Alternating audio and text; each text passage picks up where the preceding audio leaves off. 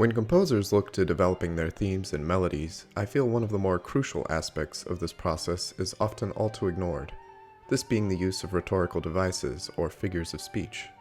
In my last video on being more than just a composer, I briefly mentioned Bach's mastery of this subject, but I feel all composers and musicians can benefit from understanding how to use rhetorical devices. This also continues why it's important to broaden your knowledge outside of music as a composer. If you aren't aware of rhetorical devices, I'll sum it up shortly. Many politicians, poets, writers, and orators are schooled in this, because the use of rhetorical devices can lead to more persuasive speech. So why not use those same devices in music? I'm not merely assuming this either, as Johann Gottfried Walther's 1732 Musikalisches Lexikon mentions many of these rhetorical devices. So for that reason only, one can deduce that their usage was seen as a necessity in music. I think this is a rather exciting topic for composers or musicians who aren't aware of this, as it can help them interpret or compose a melodic line more as a sentence than merely a series of notes. Remember, a piece of music should tell a story, even if it is absolute in nature. The point of this video is not to dictate that every orator, writer, or composer think consciously about every rhetorical device they can employ whilst speaking, writing, or composing, but rather that they understand and master their usage to such an extent in order to enable them to employ them subconsciously during the creative process. This is the goal of mastering any artistic trade. It should be about the betterment of your output and not just the ability to intellectually pleasure yourself.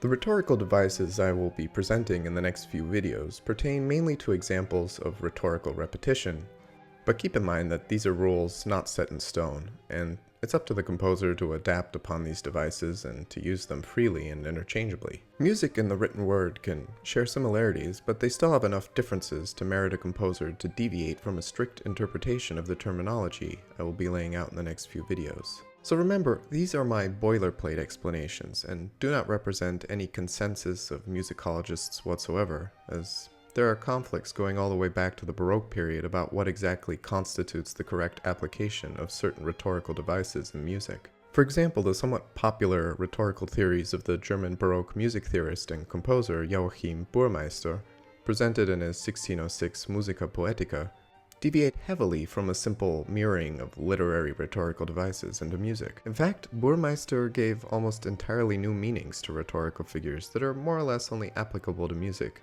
and they are very much anchored in archaic Baroque disciplines. But I wish to make these videos liberating, so I'll be using the broadest definitions possible. And I feel this is merited, as music is a living and ever-changing art form, and the consensus of the Baroque period was actually not in line with the theories of Burmeister. In fact, to be quite honest, there wasn't really a consensus at all.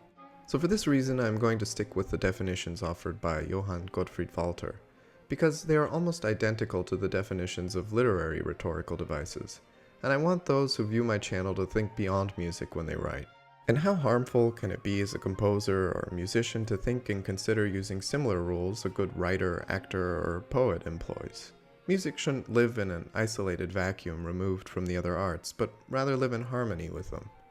Before we move on, I highly recommend that you watch my video on Motifs before we continue, as it lays out several of the ways composers can develop melodic material, and the tips I offered in that video will be useful going forward. So, if you haven't seen that video yet, I'd recommend you stop this video right now and go and watch it, because some of the things I'll be explaining going forward won't make any sense if you haven't watched it yet. So with that short introduction out of the way, let's set up the structure of these videos going forward by discussing one rhetorical device known as the anaphora. In rhetoric, an anaphora is the repetition of a word or sequence of words at the beginning of neighboring clauses and verses. We can see this in Robert Burns's poem A Red, Red Rose. Oh, my love's like a red, red rose that's newly sprung in June. Oh, my love's like a melody that's sweetly played in tune. We could take an even simpler example, such as Sonnet number 66 from Shakespeare, which merely repeats the word "and" at the beginning of almost every clause. Tired with all these, for restful death I cry, as to behold desert a beggar born, and needy nothing trimmed in jollity, and purest faith unhappily forsworn, and gilded honour shamefully misplaced, and maiden virtue rudely strumpeted, and right perfection wrongfully disgraced, and strength by limping sway disabled, and art made tongue-tied by authority, and folly doctor-like controlling skill, and simple truth miscalled simplicity, and captive good attending captain ill. Tired with all these, from these would I be gone, save that to die I leave my love alone. So, how do we translate an anaphora into music? Well, just as with words, a sequence of notes can be repeated throughout a piece. However, if we think back on the literary anaphoras I showed before, you will notice that the repetition always begins a clause, and then continues differently. So in music, we can compare a literary clause to parts of music, and I will do my best to show this in action with a few musical examples. First, let's take a look at Chopin's Fantaisie Impromptu.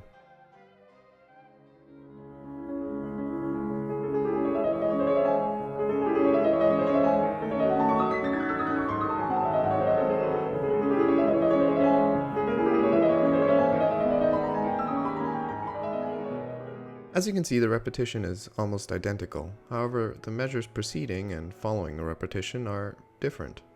I would divide these two portions of music into two musical clauses per se.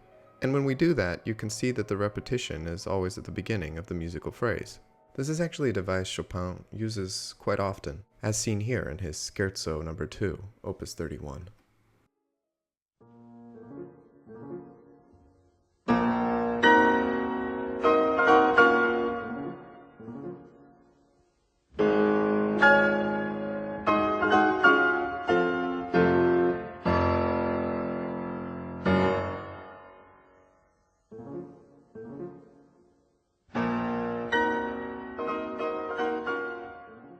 Once again, we have an exact repetition that is preceded by somewhat differing musical material.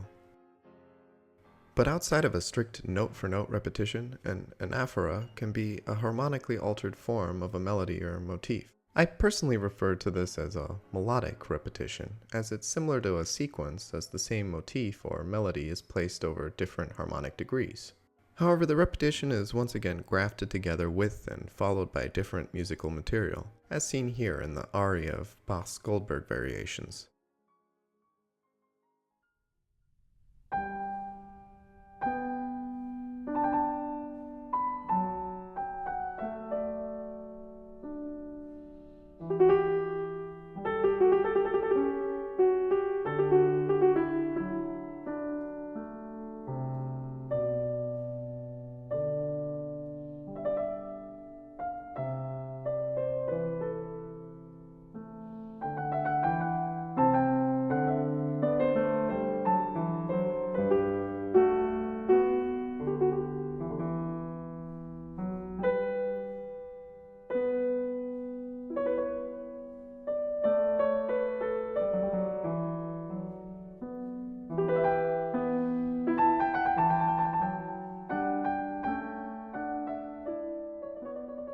We can also see one of the principles I laid out in my video on motifs used in this section of Dvorak's Ninth Symphony.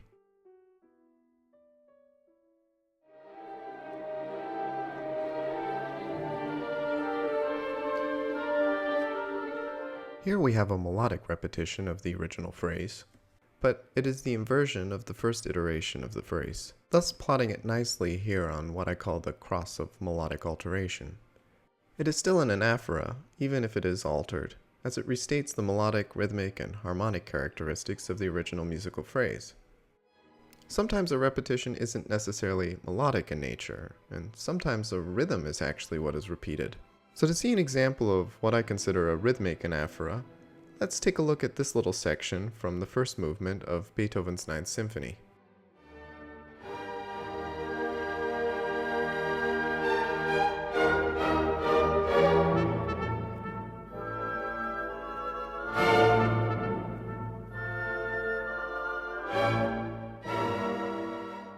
This moment actually doesn't convey much musically, but it does convey a rhythmic energy, and the repetition at the beginning of each musical clause is what makes it another example of an anaphora.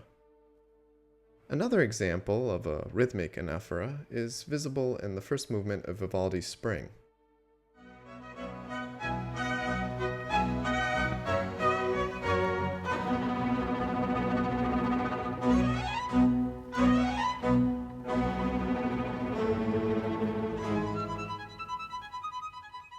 This tremolo rumble, meant to programmatically represent thunder, is repeated over and over at the beginning of each musical phrase or clause. But with each repetition, it is harmonically altered. This, however, in my opinion, is not a representation of a melodic repetition at all, as it's less about a dynamic melodic line being altered or fitted into a repeating sequence, and more about the rhythmic and programmatic characteristic of the passage itself.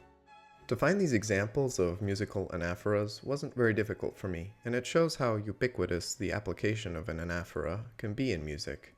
I hope this video helped to begin to open your eyes to the patterns behind the masterpieces we hear. Being a great composer is more than just understanding harmony and counterpoint, but also understanding structure, form, and even the written word. But this video isn't just for composers, as I think a rhetorical interpretation of music can actually help musicians to understand the parts of music better, which in turn helps to aid in their own interpretations. Thanks for watching, and I look forward to sharing some more rhetorical figures and how they can be applied to music in my next video, so stay tuned.